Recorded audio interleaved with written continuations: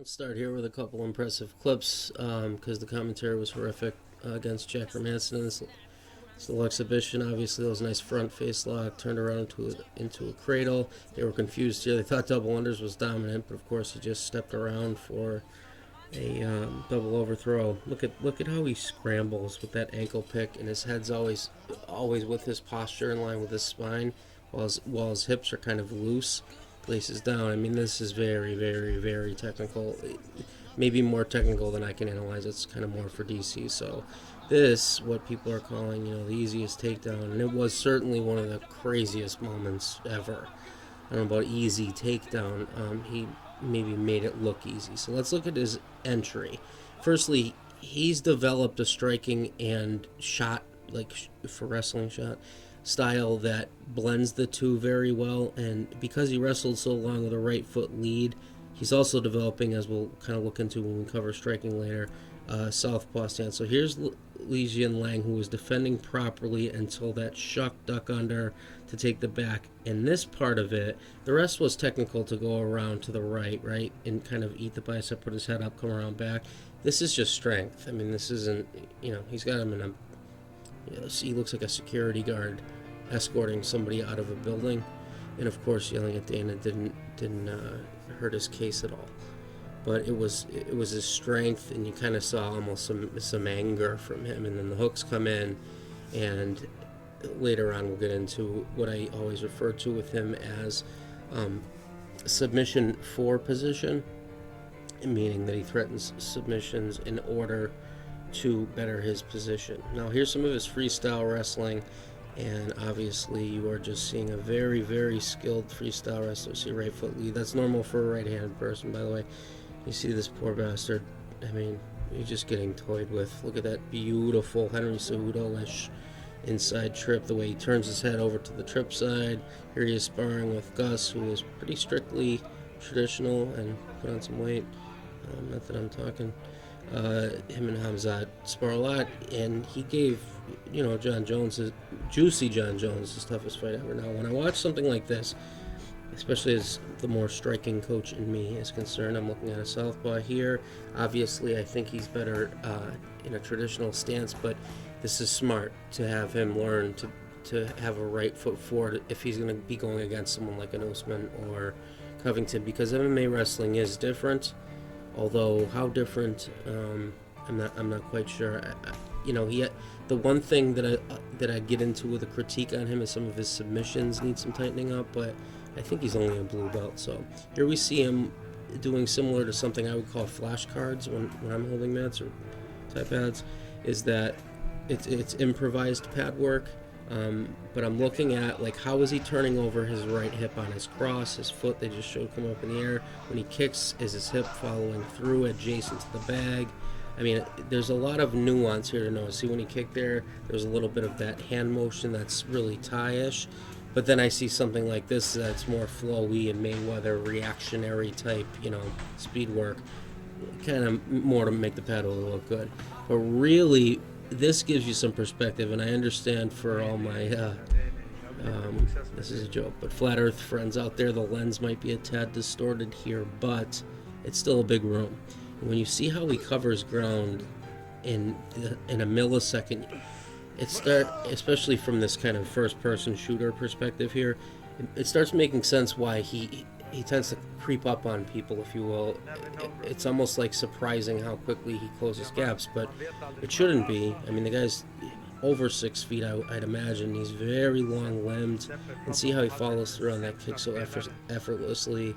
There's a little kind of crane thing there.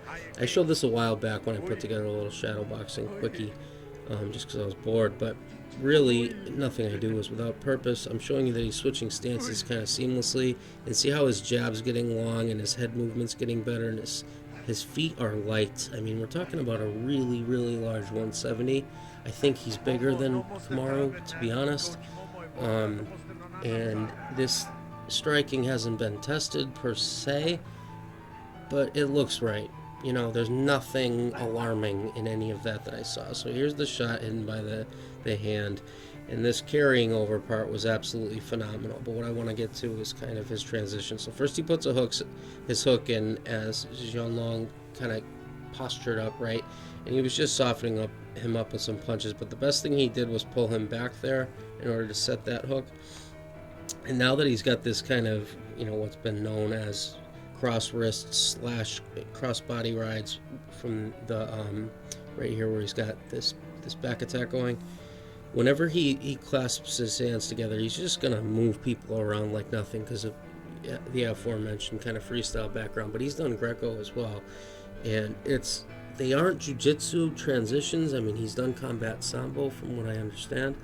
See, like right here when he had him flattened out, I feel like he could have finished him, but because he's probably in that, as Eddie Bravo would say, falling in love with jiu-jitsu phase, he wanted the choke. Now right here, and I'm spoiled, honestly, living where I live and training at Henzo so many times, like the way he put on this choke 4 different times, it was nice and it was smart, and I think he's learning the game as fast as anyone can.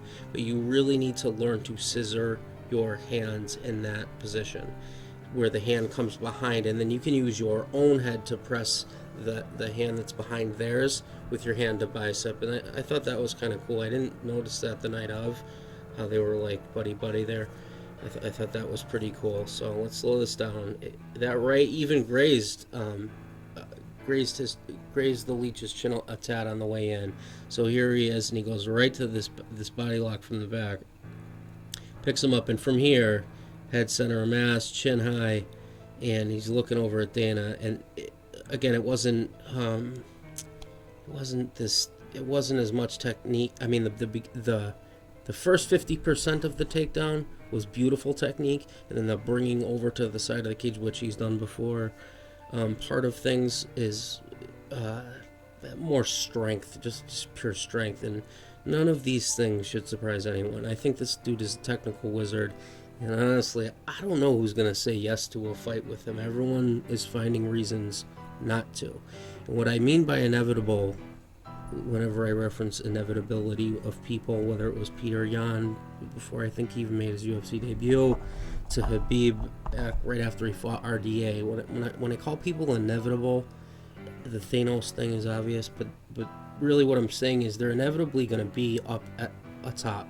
Even if this guy fought, if Khamzat were to fight, say, Durinho, and get caught, as Usman did, and get finished even, I don't think that's the end of the story. So right here is a very good example of the submission for position thing. And you can call it whatever you want. I just use nomenclature that I think people will understand. He'll put an arm around a neck to kind of move someone into the position he wants them to, and then smash away. And once he seemingly gets them softened up enough is when he'll maybe chase a submission, but he doesn't necessarily chase. And I saw an interview with him and Brett Akamoto, who I actually think is really good, from ESPN, and I wouldn't say that about most things from Disney.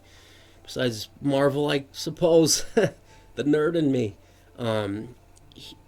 He says that he doesn't have game plans prior to fights, that he just goes out there and fights. He doesn't say, I'm going to out-wrestle, I'm going to submit, I'm going to outstrike, I'm going to do X, Y, Z. He likes to fly by the seat of his pants, clearly. So I felt like he probably could have finished this punching, but I think he felt that the Leech was wilting and went here. Now, see, that elbow, if he puts his right hip towards the right side of the screen, so towards the feet of the official, his right hip to make space, that elbow there on the palm to palm or gable grip, kind of like Habib choked out Conor with, should go down, elbows both pinch in, and it should be near the spine. Now he switched properly here, but see how much space there is? Like the head of the Leech is in his chest, where it should kind of be more at his, I guess, nose area, a little above his chin, so that he can then make space via lifting his chin, because your neck muscles are strong, to slide your other hand back. And I understand in gloves it's hard, and I'm really picking pepper out of shit here, if you ever heard that ridiculous expression. But you really want to scissor the head, and I know most people tune in here to learn, so when you have an RNC on, just watch like Gary Tonin and any of the people that learn from the same people that I did. You want to make a point to scissor your hands, get your non-choking hand behind the head of the person, kind of closer to your own adjacent shoulder, right? And then you can start using your head or make a fist with said hand to make that gag reflex part of the choke even stronger. So if I have a critique of the man, which I kind of don't, it's just that submission wise, by his offensive submissions that I see, there's some work. I mean, it really is like I'm looking for something. It's not because of a lack of X, Y, and or Z. This dude's the future, and if you don't see it, that's okay. But I got to hear why. Say he's not tested, etc., etc. I'm pretty good at this. I have a proven track record, I would think, at this point.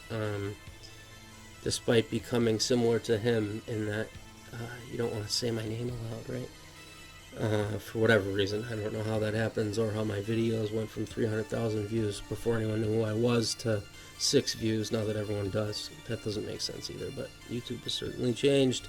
So have I, so have you. But I'm going to do a part 2 on this, and I'm kind of writing it out, which I never do. It's something I'm actually professionally qualified, unlike people who, are made into fur coats, to, speak to the mental state of things and what I noticed from body language, etc. from them. I did go for my master's in social psychology, so I'm pretty good at reading body language and the eye contact, etc. And I think that's just part of my analytical curiosity. I thank everyone for tuning in. I wanted to do a voiceover and just kind of talk to everyone and give you some visuals while I did it, and hopefully I accomplished both and you had a good time watching. I'm going to leave links in the description to the source videos, and we will go from here. Okay? Alright, cheers.